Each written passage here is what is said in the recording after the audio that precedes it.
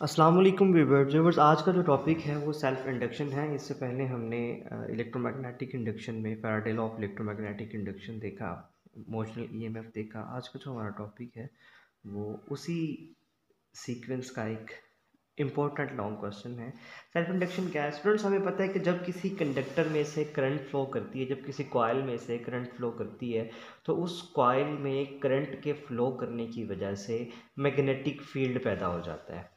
और हमने ये भी पढ़ा हुआ है कि मैग्नेटिक फील्ड की वजह से यहाँ पे मैग्नेटिक फ्लक्स पैदा हो जाएगा, क्योंकि हमने पढ़ा था कि जो मैग्नेटिक फ्लक्स होता है वो B.A के इक्वल होता है। अब कॉइल में से करंट फ्लो की और करंट के फ्लो करने से उस कॉइल के अंदर मैग्नेटिक फील्ड पैदा हुआ और मैग्नेटिक फील्ड की वजह से फ्लक्स पैदा हो जाएगा।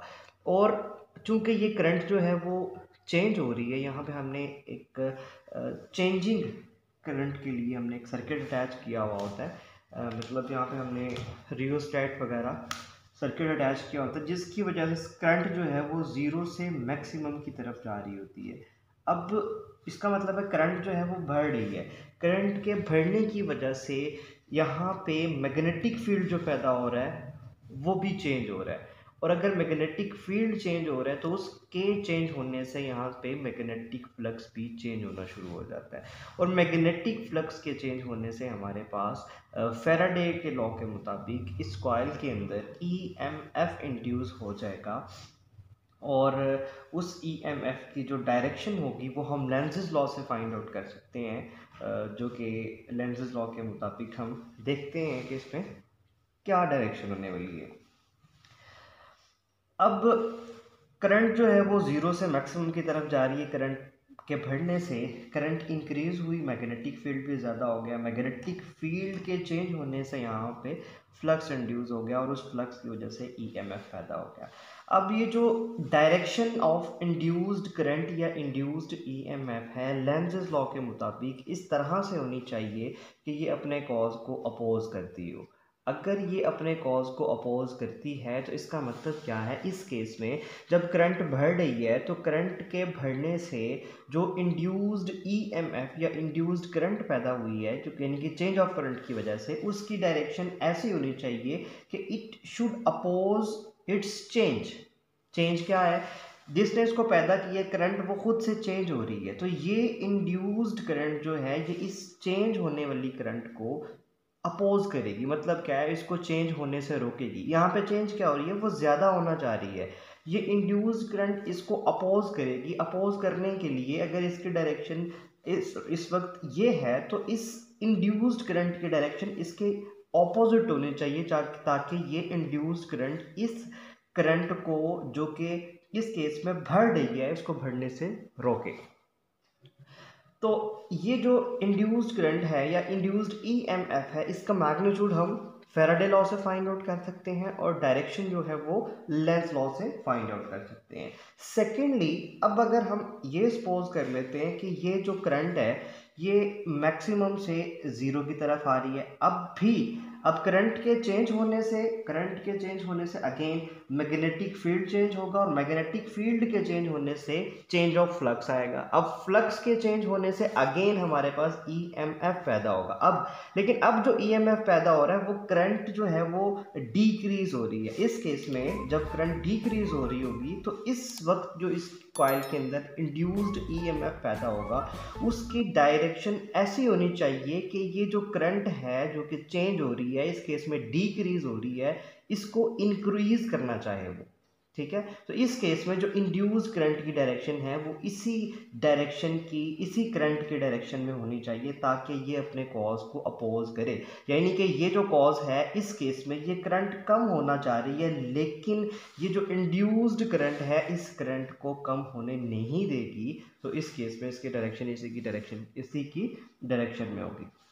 तो यहाँ से हमें कुछ कंक्लूजन मिला कि जी करंट के बढ़ने से या चेंज होने से मैग्नेटिक फील्ड चेंज हुआ और मैग्नेटिक फील्ड के चेंज होने से फ्लक्स पैदा हो गया। तो हम यहाँ से रिलेट कर सकते हैं कि जी करंट डायरेक्टली प्रोपोर्शनल है फ्लक्स के। तो हमने यहीं पे यहाँ पे लिख लिया कि फ्लक्स जो है वो करंट के डायरेक्टली प्रोपोर्शनल है, यानी कि कितना फ्लक्स में चेंज आएगा, जितनी करंट चेंज होगी उतना फ्लक्स चेंज हो जाएगा हमारे पास। अब इस प्रोपोर्शनैलिटी कांस्टेंट को ख़त्म करें तो हमारे पास एल जो है वो आता है, एल सेल्फ इंडक्टेंस है या कोएफिशिएंट ऑफ सेल्फ इंडक्टेंस है, ठीक है, सेल्फ इंडक्शन है। तो अब ये जो मैं डेरिवेशन कर रहा हूँ ये एक कॉइल के लिए, लेकिन अगर आप देखें यहाँ पे ये नंबर ऑफ टर्न्स हैं हमारे पास, तो आप इस रिलेशन में आप यहाँ पे जो बुक के डेरिवेशन आपकी हुई हैं उसमें क्या है, उसने यहाँ पे n यूज़ किया होगा, तो आप भी n यूज़ कर सकते हैं, कोई प्रॉब्लम नहीं है। लेकिन ये मैं सिंगल कॉइल के लिए फिलहाल करूँगा, उसको हम n कॉइल पे इम्प्लीमेंट कर देंगे। अब आते हैं जी इस जो चेंज ऑफ फ्लक्स की वजह से जो EMF इंड्यूस हुआ है उसका मैग्नीट्यूड कैसे फाइंड आउट कर सकते हैं। डायरेक्शन तो मैंने आपको बता दिया, वो लेंजेस लॉ से हम फाइंड आउट कर लेंगे। तो इसके लिए EMF हमें फाइंड आउट करना है, that is equal to negative rate of change of flux. तो फ्लक्स की वैल्यू भी हमने कैलकुलेट की है, फ्लक्स तो किसके इक्वल है, LI के इक्वल है यहाँ पे। अगर मैं इस एक्सप्रेशन में फ्लक्स को रिप्लेस कर दूं LI के साथ, तो ये एक्सप्रेशन और इसको सॉल्व करूं, ये देखिए डेरिवेटिव का मतलब है यहाँ पे d/dt का मतलब है चेंज जो आ रहा है किसमें, फ्लक्स में। तो नेगेटिव साइन ऐसे ही रह गया, L चूंकि ये कांस्टेंट है और सेल्फ इंडक्टेंस जो है ये एक कांस्टेंट होती है वैल्यू, और ये करंट पे डिपेंड नहीं करती। क्यों नहीं करती अभी मैं आपको बताता हूँ। तो यहाँ से हम इसको सॉल्व करेंगे तो माइनस, क्योंकि L है ये कांस्टेंट है, इसको मैंने सेपरेट ले लिया, कॉमन ले लिया, तो हमारे पास di/dt आ गया। मतलब क्या है जी, इंड्यूस्ड EMF जो है वो rate of change of current पे डिपेंड कर रहा होगा। मीन्स क्या है जी, मतलब अगर मैं यहाँ से सेल्फ इंडक्टेंस की वैल्यू निकालना चाहूँ, इसका मतलब है जितना rate of change of current ज़्यादा होगा उतना ही इंड्यूस्ड EMF भी ज़्यादा होगा हमारे पास। तो हम कह सकते हैं कि जी हम रेट ऑफ चेंज ऑफ ज़्यादा करके, हम रेट ऑफ चेंज ऑफ को बढ़ा के इंड्यूस्ड EMF की वैल्यू को भी बढ़ा सकते हैं। और आप देख रहे हैं यहाँ पे ये L जो है वो कांस्टेंट आ रहा है, इसका मतलब है ये जो इंड्यूस्ड सेल्फ इंडक्टेंस है ये करंट पे डिपेंड नहीं करती।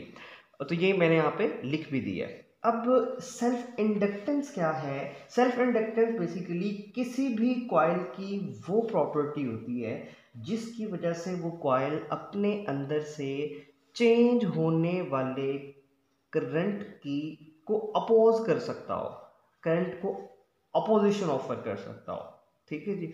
तो अगर हमारे पास सेल्फ इंडक्टेंस की डिपेंडेंस की बात की जाए, तो डिपेंडेंस हमने देख लिया कि ये एल पे डिपेंड नहीं करती, और कुछ लोगों का ख्याल ये होता है कि यहीं से वो इसकी डिपेंडेंस जो है वो डिस्क्राइब कर देते हैं। लेकिन हम इसके लिए एक रिलेशन डिराइव करते हैं और उससे देखते हैं कि ये जो डिपेंडेंस है इसकी किस चीज़ पे है।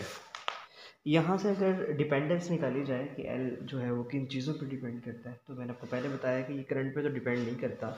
तो हम स्टार्ट करते हैं फ्लक्स से। फ्लक्स B.A के इक्वल होता है मैग्नेटिक फील्ड के लिए बाय एम्पेयर्स लॉ से हमने ये वाला रिलेशन डिराइव किया था।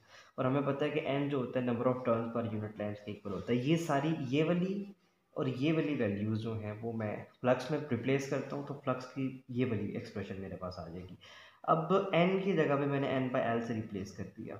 अब अभी हमने जो डेरिवेशन की थी उसमें हमने कहा था कि n∅ जो है वो बराबर होता है Li के इक्वल, ठीक है। तो L की वैल्यू यहाँ से मैंने कैलकुलेट की, तो n∅/I आ गया मेरे पास। अब मैंने क्या किया, ये जो ऊपर फ्लक्स का एक्सप्रेशन निकाला है ये वाला, वो यहाँ पे रिप्लेस किया, तो मेरे पास इसको ये देखें, ये करंट जो है वो दोनों तरफ डिवाइड हो रही है, तो ऊपर नीचे डिवाइड हो रही थी, तो इसको मैंने कैंसिल कर दिया, तो हमारे पास ये जो एक्सप्रेशन बना μ0n²A/L आ गया। यहाँ से हम कह सकते हैं कि ये सेल्फ इंडक्टेंस जो है वो करंट पे डिपेंड नहीं करती, ये नंबर ऑफ टर्न्स पे डिपेंड करती है, एरिया पे डिपेंड करती है, ये मीडियम पे डिपेंड करती है, और nature of the material of the core, कि हमने जो ये कोर है इसको किस मटेरियल के ऊपर रखा हुआ है, एयर के ऊपर है या किसी सॉफ्ट आयरन कोर के ऊपर है, तो उस चीज़ पे ये जो है वो डिपेंड कर रही है। इसके बाद स्टूडेंट्स ऐसा यूनिट के बारे में पूछा जाता है कि सेल्फ इंडक्टेंस का जो ऐसा यूनिट है वो क्या है, तो आप इस एक्सप्रेशन से निकाल सकते हैं। ऐसा यूनिट जो है वो इसका हेनरी है, और अगर हेनरी पूछा जाए कि किसके इक्वल है बेस यूनिट में, तो वोल्टेज EMF का यूनिट जो होता है वो वोल्ट होता है, del I/del T, volt second per ampere. जो हेनरी है वो या फिर वोल्ट सेकंड पर एम्पेयर, दोनों ही सेल्फ इंडक्टेंस के यूनिट है। अब आपसे पूछता है कि 1 हेनरी को डिफाइन करें, तो आप 1 हेनरी को डिफाइन कैसे करेंगे? 1 हेनरी को आप ऐसा डिफाइन कर सकते हैं कि अगर किसी एक कॉइल में से 1 एम्पेयर करंट फ्लो करे 1 सेकेंड में, यानी कि rate of change of current जो है वो 1 एम्पेयर पर सेकेंड हो, और इस 1 एम्पेयर पर सेकेंड करंट के चेंज होने से जो ईएमएफ पैदा हो कॉइल में वो 1 वोल्ट हो, तब जो सेल्फ इंडक्टेंस होगी उसको हम 1 हेनरी कहेंगे। रिपीट कर देता हूँ, 1 सेकेंड में 1 एम्पेयर करंट जो है वो सर्किट से फ्लो करे, और उस करंट के फ्लो करने से इस कॉइल में 1 वोल्ट का ईएमएफ पैदा हो, तब हम उस को 1 हेनरी कहते हैं। और dependence again L is equal to mu naught N square A by L, ये करंट पे डिपेंड नहीं करती।